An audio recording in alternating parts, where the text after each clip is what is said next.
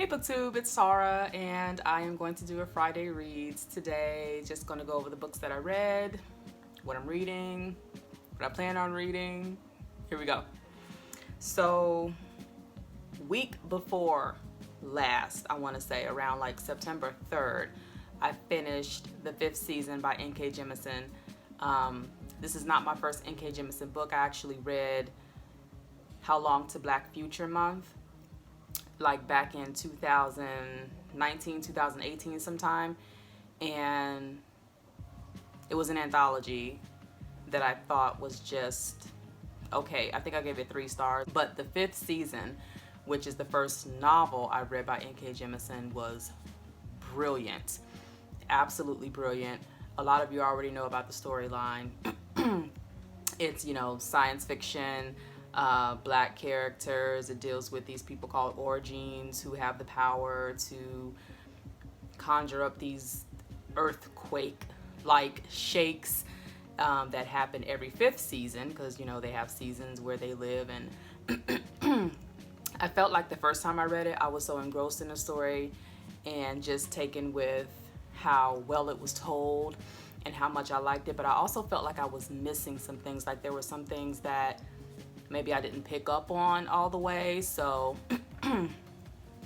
I'm rereading it again right now, just because, again, number one, it was fantastic. Number two, I want to make sure that I acknowledge all of the little points and nuances in the story, and that I fully understand and grasp the story before I move on to The Obelisk Gate, which is book number 2 in the Broken Earth trilogy. So I also finished, I want to say last week, Luster by Raven Leilani. I think that's how you pronounce that. And I ended up giving it like 3 stars. It was about a young black millennial who I felt like used sex as a coping mechanism. It was just okay. I couldn't relate to it, just because she was young and making some pretty questionable choices in her life. The writing style was very good. I kind of related it to a cross between Samantha Irby and Roxane Gay, so very honest, in your face, funny. I also finished The Power of Your Subconscious Mind by Joseph Murphy. This book was very, I don't want to say Bible heavy, but maybe religious heavy, because he did use the Bible and religion as a basis and a focus for telling you how to program your subconscious mind in order to bring about the changes you want in your life, or the wants and desires that you feel you need in your life. So it was just okay. The main premise of it was, repetition, have faith, and then expect whatever it is you want to happen. I gave it like 2 stars. And then I just finished Birthrights, which is like an urban paranormal love story type deal. Urban fiction, very good. I gave it 4 out of 5 stars. It's written by Adenike. It deals with a supernatural level of this woman back in the 1800s. I want to say she ends up giving birth to this little boy, and they're on slave quarters, but she dies during giving birth.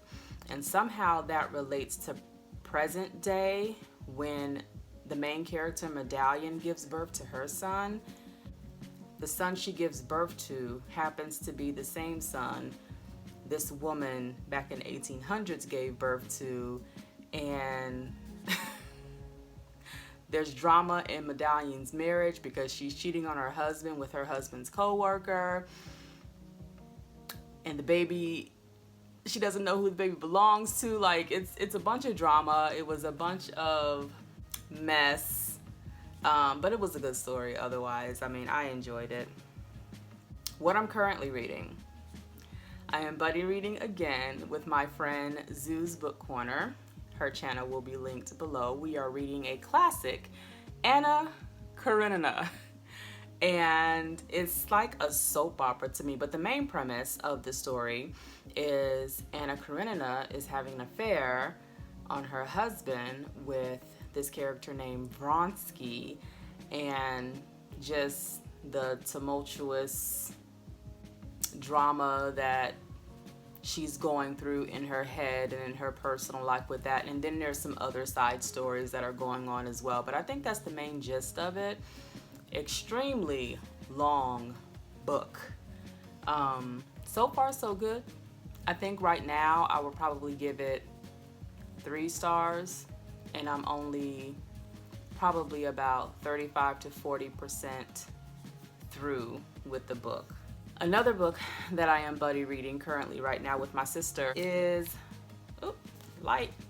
Girl, Woman, Other by Bernardine Evaristo. I got that much left right there. And you can see how many tabs I've this work of art is phenomenal. Absolutely phenomenal. Never read anything by her before, but it follows, I can't tell you how many black women in this book. It's based over in London, so across the water, and every story features another black woman, and you see how each woman has a relationship with another woman from another story. But it tells of the trials and tribulations of black women, what they're going through. It deals with, racism, of course. It deals with sexuality. It deals with being a woman and what that means in society. Young women, old women, non-binary. It crosses the span, and it goes into the entire spectrum of what it is to be a black woman, not just overseas, but I think anybody can relate to this book. It's phenomenal. I'm thoroughly enjoying it. I probably would give it 6 out of 5 stars. It's so good. So anyway, almost done. And I'm still reading The Warmth of Other Suns very slowly. I'm still reading Stamped from the Beginning very slowly. I'm still reading the autobiography of Malcolm X very, very slowly. So that's it for me. I just got in the mail this Tiffany D. Jackson's brand new book, Grown. I want to start it so bad. But I'm trying to pace myself right now because I have a habit of reading 6 or 7 books concurrently and end up feeling overwhelmed, and then end up feeling slumpy, and then I go through the roller coaster of don't want to take a break, don't want to keep going. So I am trying to stick to a plan where I finish a book and then move on and concentrate on another book and try to do 1 or maybe 2 at a time. I'm aiming for 1 at a time just because I tend to overdo it with myself. So hopefully I can start this next week so that I'm not overdoing it. But that's it for my Friday reads. That's all I got. Thank you guys for watching, tuning in. Comment, let me know what you're reading currently. If you read any of my books that I mentioned, let me know what you think of them. And I'll talk to you in the next one. Bye.